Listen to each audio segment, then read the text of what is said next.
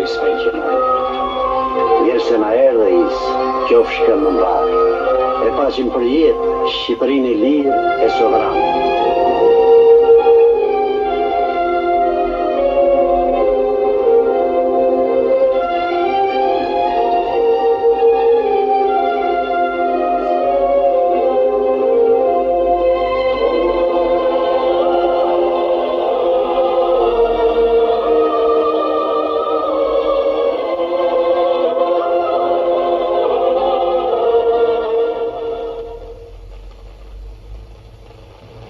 Ishte ky pra fragmenti që ne kishim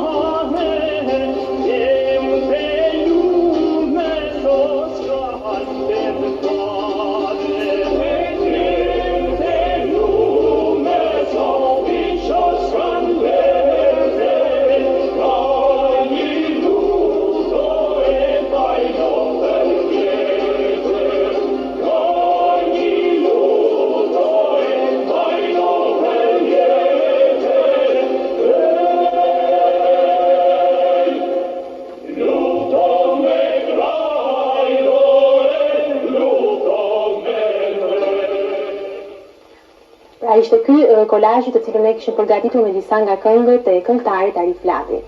Atëherë, zoti Arif, unë të doja që t'ju bëja një pyetje. Kur keni qenë për herë të parë në Kosovë dhe si ju kanë pritur atje? Për herë të parë në Kosovë kam qenë para një viti. Pritja e kosovarëve dihet dhe s'është nevoja të diskutohet. Si për çdo shqiptar, po për mua ndoshta pak më e veçantë, pasi i kam punuar këngët e trimave të Kosovës edhe atyre shqiptarë në përgjithësi.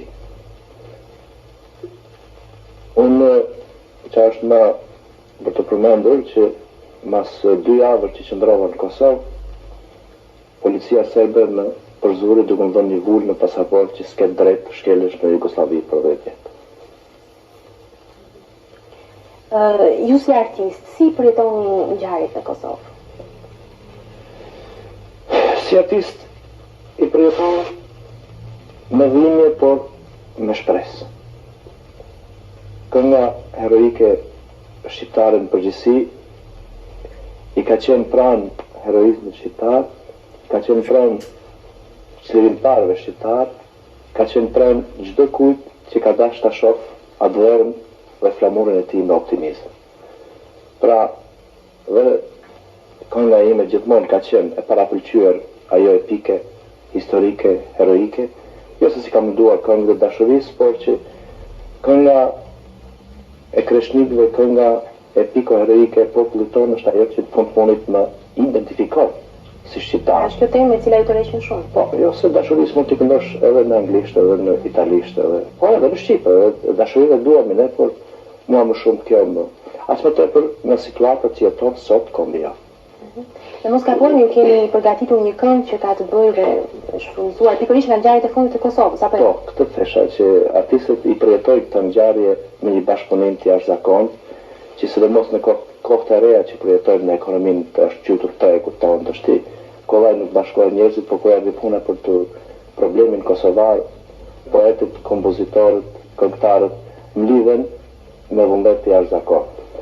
Pra dhe ky bashkëpunim do ta themi më së miri me këngë, ishte poeti Gjok Beci, që mund ta cilësoja me plot të drejtë poeti i artë i këngës popullore shqiptare, pra në vargun e këngës popullore është në vërtet i artë, edhe kompozitori tashmë i njohur Edmond Xhulali, pra bashkëpunimi im gori që të lindin nga zemrat tona një mesazh, një këngë e re për situatën aktuale mbar shqiptare dhe jo vetëm atë kosovare. Pra të ngushëllojmë, po jo vetëm të ngushëllojmë, por të japim shpresë, zemër që dikur ky kom do të jetë zot i gjitha trojave pavarësisht se janë të ndarë.